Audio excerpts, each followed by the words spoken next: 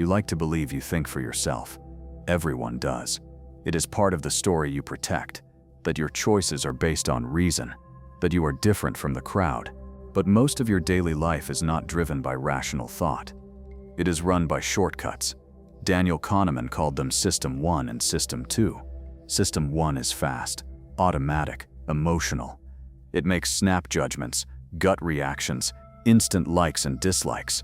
System 2 is slow, effortful, logical. It is what you use when you solve a hard problem, check your work, or question your first instinct. The uncomfortable truth is this: almost everything you do is System 1. Most thoughts you feel sure about were never really examined. They just appeared, and you obeyed them. Chapter 1. Your mind is already compromised.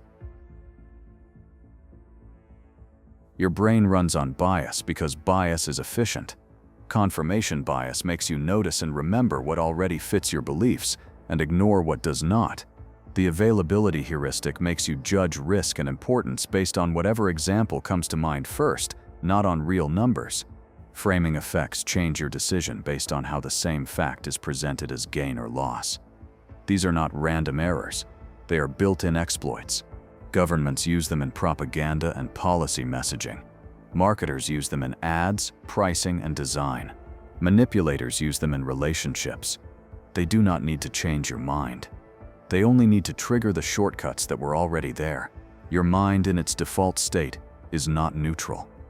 Evolution shaped it to react quickly, to care about status and belonging, to avoid social pain even more than physical pain. Culture filled it with ready-made beliefs, labels, and fears before you were old enough to question anything. Repetition did the rest. What you see as your view of the world is mostly a pile of habits that feel natural because you have repeated them thousands of times. This is why you are more predictable than you think. Your buttons are already labeled: fear, guilt, desire, shame, pride. Anyone trained to read them can make you move. Here is the real threat. If you stay as you are, you remain easy to steer. Your reactions can be predicted, framed, and sold back to you. Your sense of self will be built on top of biases you never chose. The alternative is not comfortable. It is to step into a different operating mode that very few people ever reach. A mind that can coldly override its own shortcuts. You can become harder to manipulate, harder to read, and far more dangerous in how you think. But once you cross that line, you cannot pretend you are innocent anymore. Chapter 2. The fundamentals of emotionless intelligence. Emotionless intelligence is not about having no feelings. That is a fantasy. Your nervous system does not shut off that cleanly. Emotionless intelligence means your thinking sits above your emotions and keeps them on a leash. The feeling still shows up, but it does not drive the action. In research on emotion regulation, James Gross describes strategies like reappraisal, where you change how you interpret an event to change how you feel about it.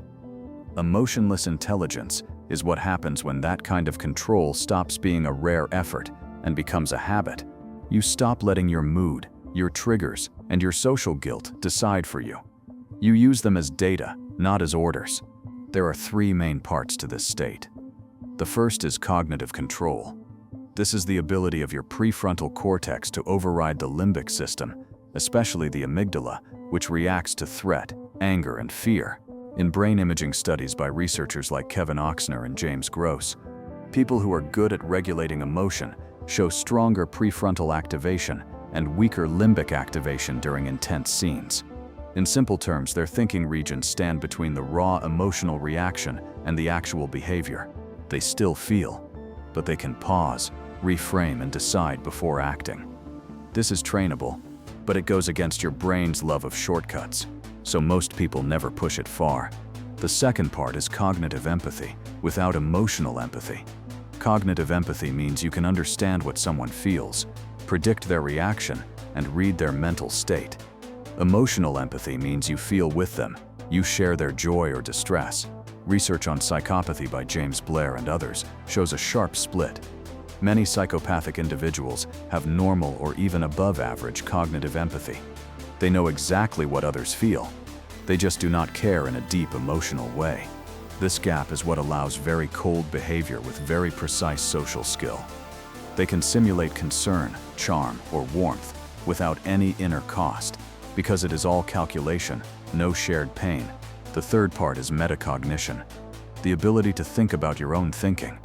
Shane Frederick's work on cognitive reflection shows how often people accept the first answer that comes to mind, even when a bit of thought would reveal it as wrong. Those who score higher on cognitive reflection are better at catching their own snap judgments and forcing themselves to reconsider. Metacognition is that inner observer that can say, "I am angry right now, so my judgment is skewed," or "I want this to be true, so I am probably ignoring evidence." Without that, you are trapped inside whatever your current mood and bias present as reality. Kahneman's dual process model ties these parts together. System 1 is fast, emotional, automatic. System 2 is slow, effortful, deliberate. Emotionless intelligence is the unnatural habit of forcing System 2 into moments where almost everyone else stays in System 1. In high stress, most people snap, defend, or comply before thinking. Someone with trained cognitive control, cold empathy, and strong metacognition does something else. They notice the surge of anger or fear, mark it as noise, and start calculating. They ask, "What outcome do I want here? What does this person expect me to do? What response would give me the most leverage?" While everyone else is reacting, they are choosing. You can see this in high-stakes negotiators who stay calm while millions are on the line. They do not get hooked by insults or pressure tactics. They watch the other party's breathing, word choice, and timing. They read the emotional temperature of the room but do not match it. Intelligence operatives and interrogators use similar structures. They may appear neutral, even friendly, while inside they are running scenarios, testing reactions, measuring lies. Cold manipulators in relationships do this on a smaller scale. They know what hurts you, what you crave, what you fear losing.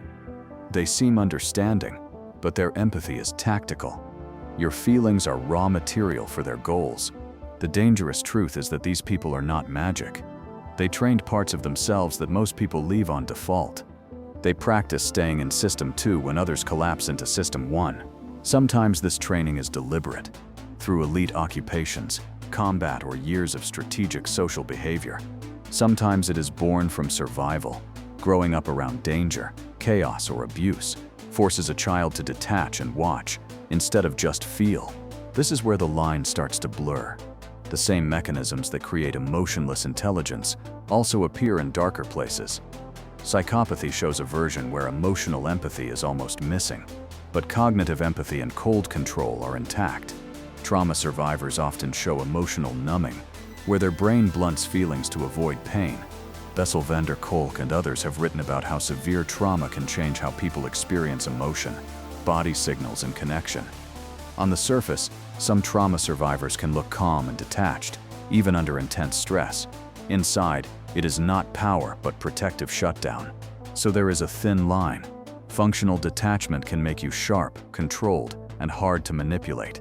Damaged detachment can make you numb, disconnected, and hollow. The raw tools are similar: suppressing reactions, stepping back from feeling, watching rather than participating.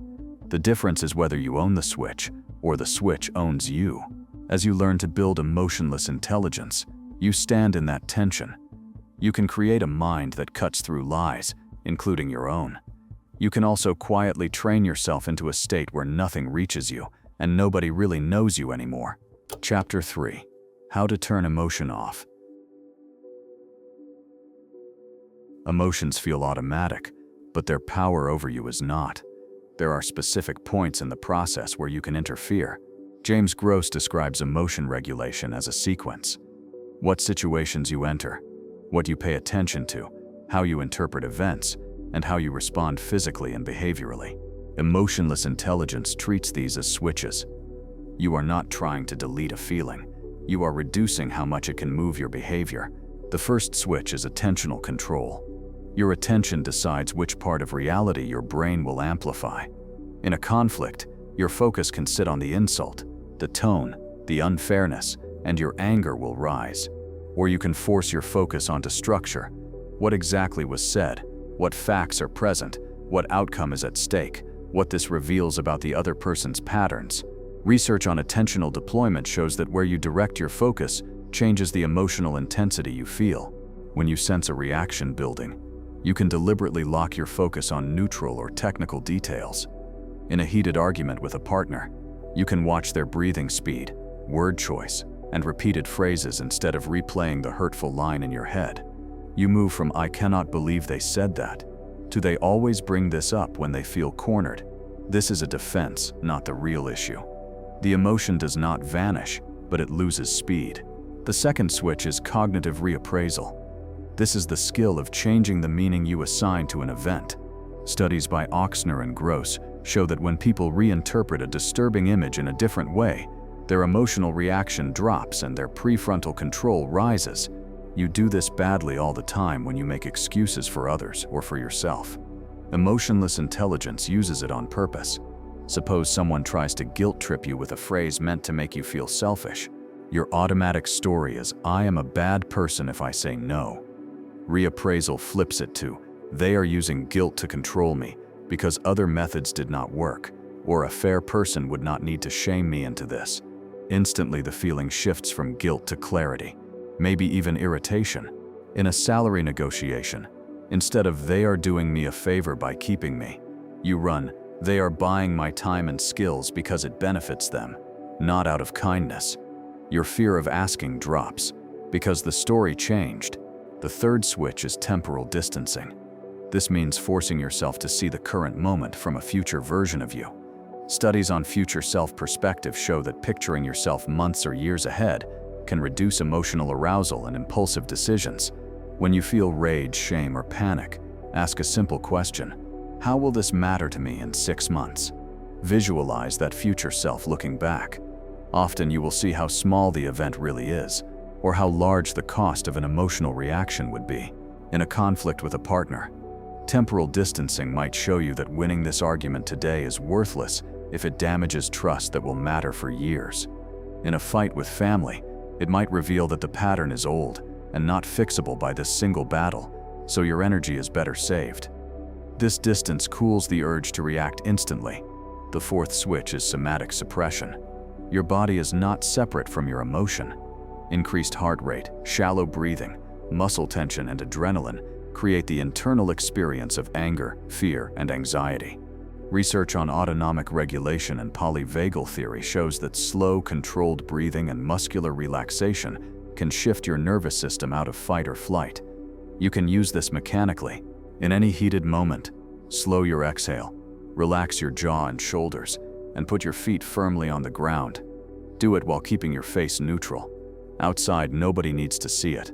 Inside, you are cutting the physical fuel that would push you into an outburst or collapse. Your mind then has more space to bring System 2 online. You need to see the difference between tool and damage.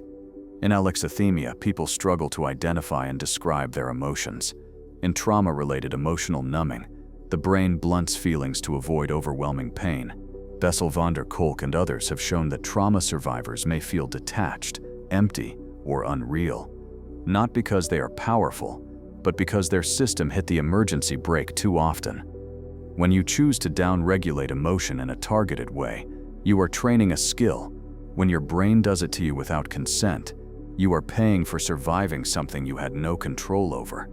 Yet from the outside, both can look similar.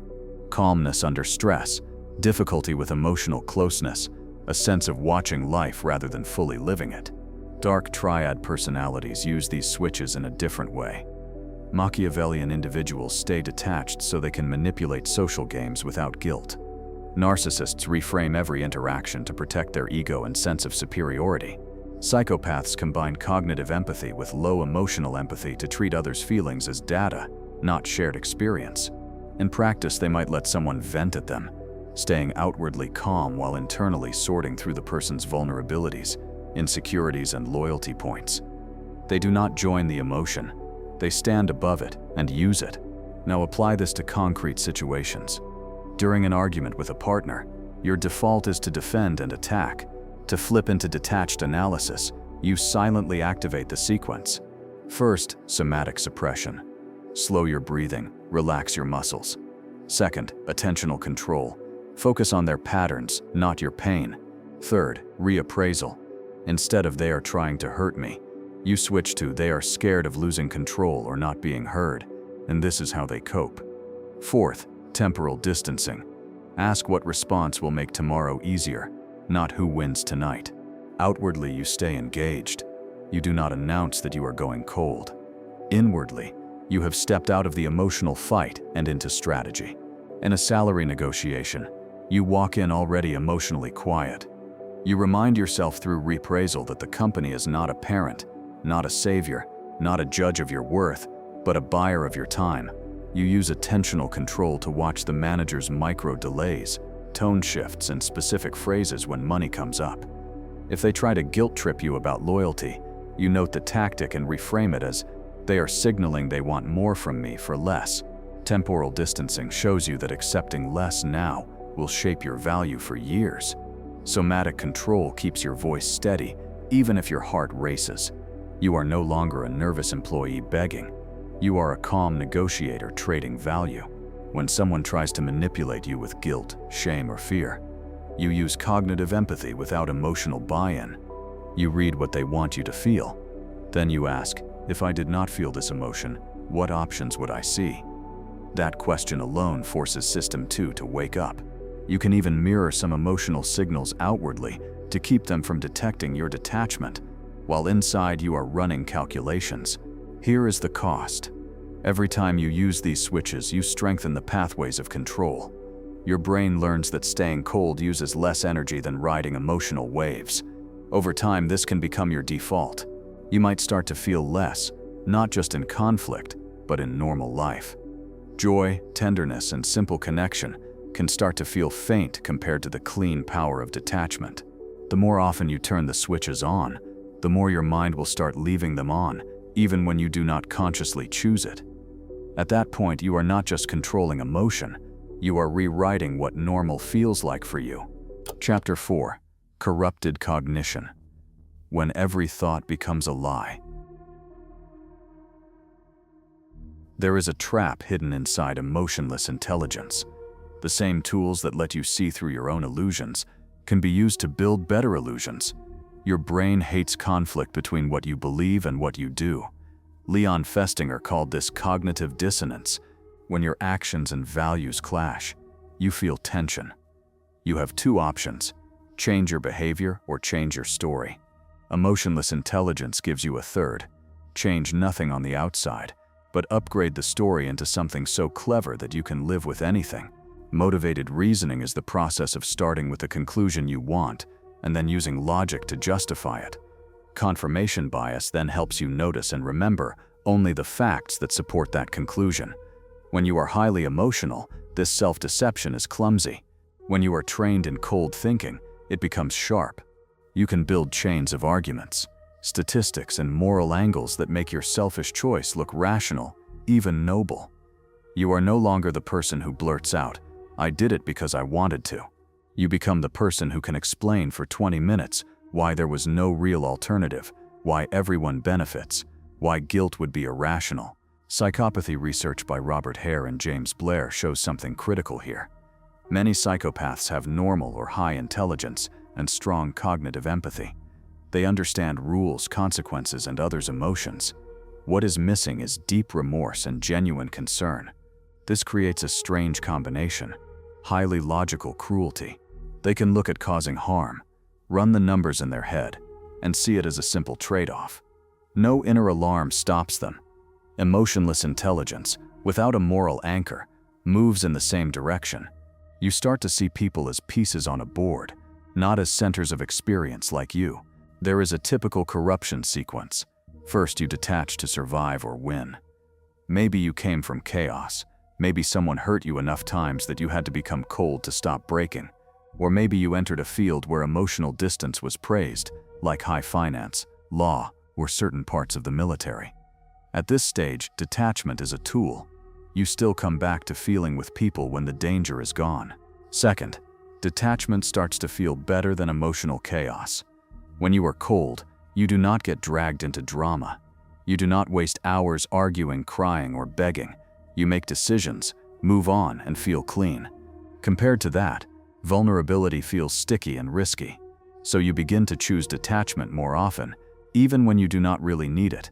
Third, you start to prefer choices that are costless for you, even if they quietly hurt others. You see that you can take shortcuts, avoid difficult talks, and protect your comfort by staying distant. You know exactly what your partner, friend, or colleague needs emotionally, but you provide the minimum needed to keep the system running. You optimize your life like a computer program. Less effort, more gain. But relationships are not code. There is always a hidden cost. Fourth, you begin to see other people's feelings as noise, then as weaknesses, then as tools. Their tears, doubts, and hopes stop affecting you. You listen only to extract data, what they fear, what they crave, what boundary they will not cross. You may tell yourself you still care, but your behavior is guided more by efficiency than by concern. Your metacognition turns into a camera that looks at everyone, including yourself, like an experiment. You are not in the scene anymore. You are above it, adjusting things. Albert Bandura described moral disengagement, the set of mental tricks people use to turn harmful actions into acceptable ones. You give things gentle names so they do not sound as bad. You say you are letting someone learn a lesson instead of admitting you are punishing them. You displace responsibility. I had no choice. The system made me do it. You minimize or blame the victim. If they were not so emotional, they would not get hurt. You dehumanize, even in small ways, by turning people into roles, labels, or numbers. When you are skilled at rational thinking, these tricks become more polished. You can turn any cruelty into a strategic decision. Look at corporate behavior as an example. Executives make decisions that cut thousands of jobs, expose people to harmful products, or crush small competitors with unfair tactics. They sit in meetings with slides and graphs, reasoning about margins and shareholder value. They sleep at night. How? Not because they fail to understand the human cost, but because their thinking has separated the numbers from the faces. Detachment plus motivated reasoning creates a mental space where almost anything can feel necessary. In personal life, the same pattern shows up smaller, but just as dangerous. A partner cheats, then constructs a tight logic about why it was justified. They were ignored. The relationship was basically over. Everyone does it. Their happiness matters too. A manipulative friend exploits someone's trust for money or status, then insists they were only helping that person grow up or face reality. These are not stupid people. They are often very intelligent, very self-aware. That is the problem. They use that intelligence as a shield. Once your thoughts learn to auto-justify, you do not feel yourself becoming worse. You feel yourself becoming more efficient. You remove what you label as emotional baggage. You start taking the path that feels cleanest to you, not the path that is fairest or kindest. You may keep some moral lines, but over time, they move. You will tell yourself they are the same, but your behavior will say otherwise. And because you are so good at metacognition, you will think you are immune to self-deception, while you are doing it at a higher level than most people can even detect.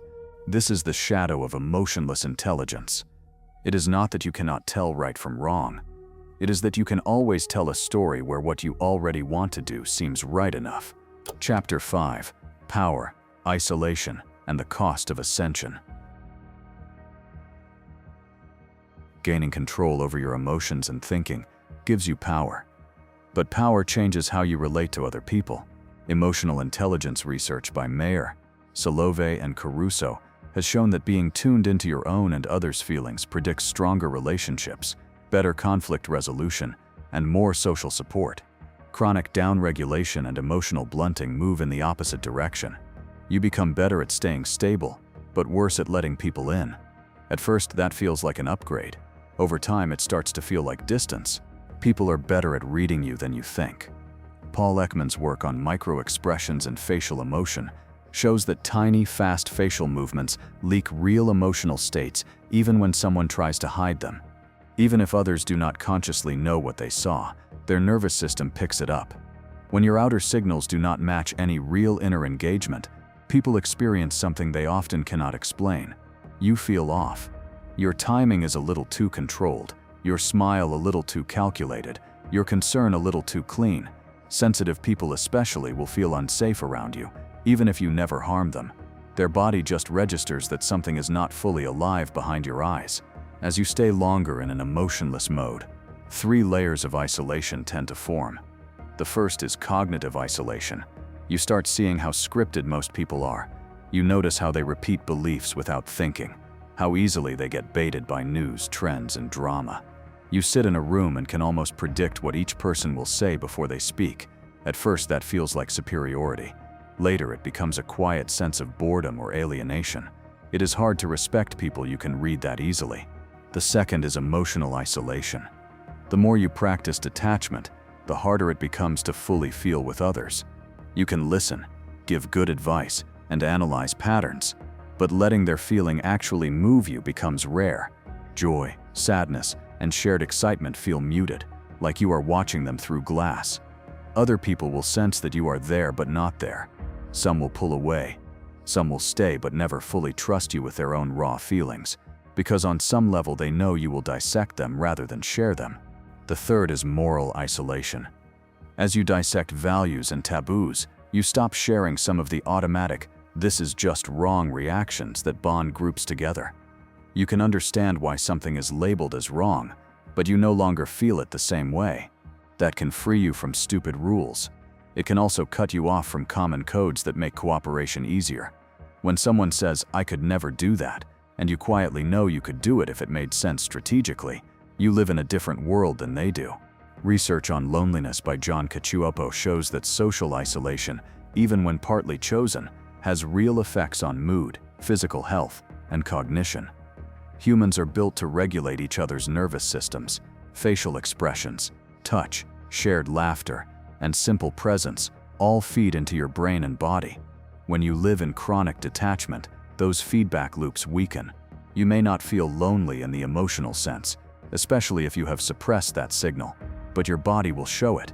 Sleep problems, increased stress hormones, reduced resilience, sometimes sliding into quiet depression or irritability. This is the real price of ascension. You gain power over your thinking. You become resistant to manipulation, harder to guilt, calmer under stress. You see patterns in others that they never see in themselves. You stop being a predictable piece on other people's boards, but you also lose the comfort of naive belonging. You cannot fully enjoy mass illusions once you see the strings. You cannot fully merge into emotional chaos without feeling how inefficient and unclean it is. You stand apart, and that separation has weight. Staying naive is unsafe. You become easy prey for anyone who is colder and more strategic than you. Ascending into emotionless intelligence is costly. You will never completely feel like just another normal person again. There is no path that keeps you both fully safe and fully innocent. Knowing how this works forces a choice. Accept being easy to steer, or accept carrying the loneliness and moral weight that comes with greater control. Chapter 6.